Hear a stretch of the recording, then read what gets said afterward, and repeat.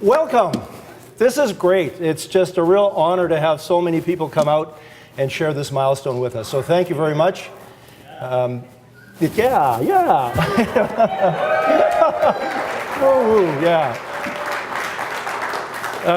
I'm just going to say a couple of comments here. This is the first time we've given a party of this magnitude, and it's a really big deal. You know, notwithstanding 25 years, which is finding more and more it's a big deal. Well, my coach Walt Sutton and I were meeting yesterday. Walt, where are you? There you are at the back, yeah.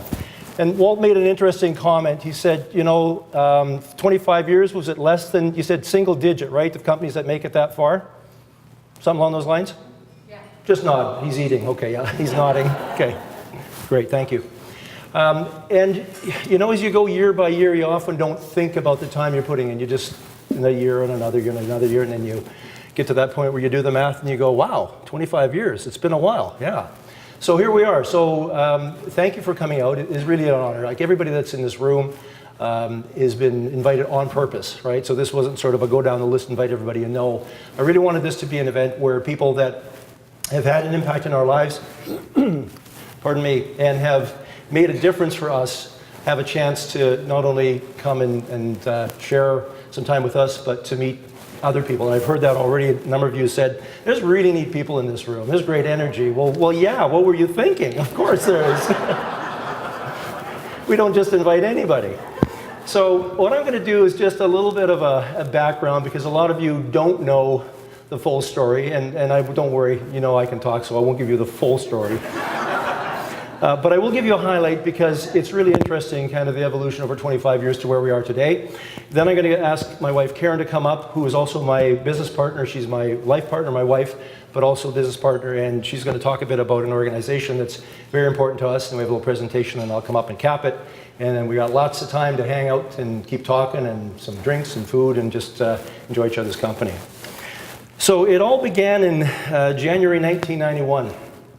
It was interesting because prior to that, I was this was the late 80s, early 90s, and some of you, those of you that have my hair color or less hair, will remember the upwardly mobile. Yeah, I know. Well, I was bucking the trend. I was downwardly mobile. It was one of those things that sort of going through the knothole of life, is how someone once put it. But often, and probably most of you would agree, we probably learn less from our successes than we do from the challenge and the failures and our setbacks. So it was, you know, the old best of times, worst of times. But anyway, we began, it was January of 1991, out of the basement, and I thought it's time to give it on my own, a try on my own. And Karen said, you know, you've talked about doing this for a while, give it a shot. You're 33. If it doesn't work out, you're young enough to get a job. And I had a couple of offers from some clients that said, you know, if you don't want to keep doing that, then get in touch with us. So I felt reasonably confident that there was probably a good starting point. So I hung out my shingle, as they say, and was working from home primarily doing career counseling. I was teaching at BCIT at the time. And through my sales and marketing, my SME connection, I knew a lot of organizations and people, so I was doing my networking and trying to find desperately a company that would hire me. And not too long into it, it happened. It was the Mark Anthony Group, you know, the wine people. They didn't pay me money, they just gave me wine, but it was okay. Yeah. More about that in a minute. No, but it was a big deal because it was my first retainer. It was $1,000 a month. And when you start off with nothing, that's a big deal because it's called mortgage payments, it's called groceries. So that was the starting point. And I focused primarily on doing training, some public speaking, a little bit of career counseling and things of that nature. And right around that time as well, not right around, the exact same time, Karen went to Romania. Both our children, many of you know, are adopted. And so Karen went to Romania to adopt Andrew, who's also here this evening. If you haven't met him yet, I encourage you to look for the other Kison. There's not a lot of us, so we're easy to find.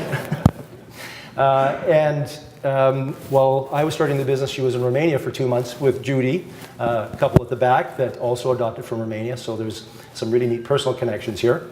And so I started I branched out in business. And it was April 1st, 25 years ago, that I got a location downtown. And for me, I didn't want to work from home because if you recall the late 80s, early 90s, this is when they were getting rid of middle management. And so when you became a consultant, it was really code for you're unemployed. Yeah, a lot of you are nodding. You remember what I'm talking about. And I was serious about this. Would I make it? I didn't know, but I was serious about giving it a good shot. So for me, it was all about getting a 6-8 phone number and a West something address. So it had to be Georgia, Pender, it didn't matter, West. East doesn't sound good, West is okay. And that's what happened. It was on the corner of Butte and Homer. There's Henriquez Architects, I think, yeah, in that building. We were there way before they were. And if we had a lot of time, maybe afterwards you want to go for a drink, I'll tell you some really interesting stories about that building.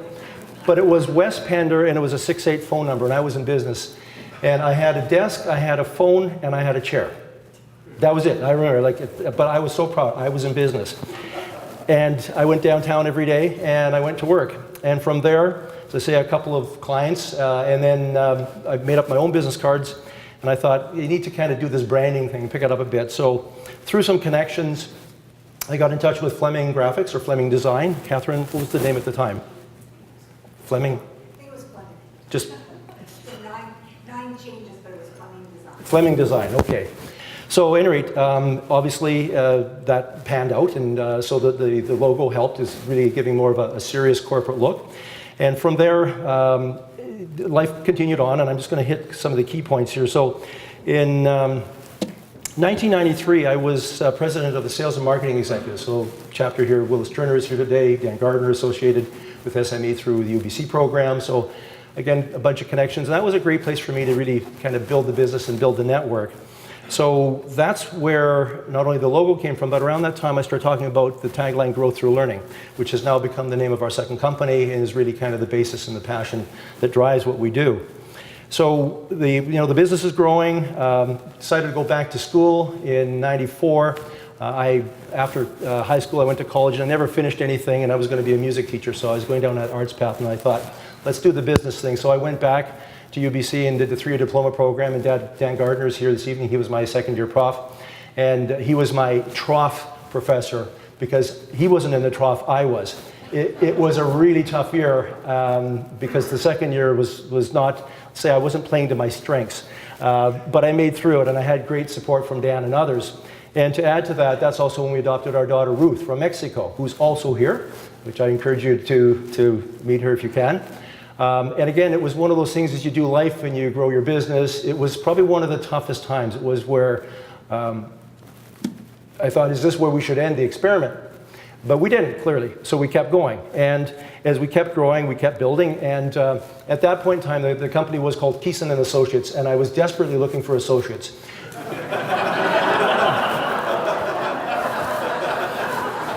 See, you do this to make yourself look bigger. It's like the peacocks, right? It's just, oh yeah, I got my associates. They're right behind me here.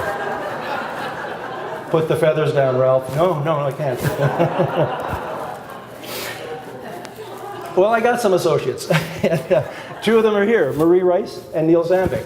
And they are still associates in that we still do work together. Obviously, a lot's changed, but they were people that I could trust, and I knew I could introduce them to clients, and I knew not only would they not let the client down, but not me or themselves, because they took pride in what they did. So it's been a great relationship. And so we're now into the kind of the mid-90s, and business is building, and we're advancing. And there was an interesting thing that happened, and a lot of you in the room here tonight are here because of what started happening in the late 90s. I did a presentation for APEG BC, the Association of Professional Engineers and Geoscientists of British Columbia. Only engineers can come up with names that long, right? I don't know if Keith is still here from ACEC BC. Yeah? Yeah, when I say I work with them, it's like, is that a rock band? Yeah, no. Not really. So at any rate, I'm getting into the engineering area and architecture and construction and so forth, and that's where the business has really gone in about the last 15 years. And then just for a little bit of extra entertainment, Ozzie Jurek introduced me to Mike Campbell. At the time, he had a program on BCTV, Money Talks.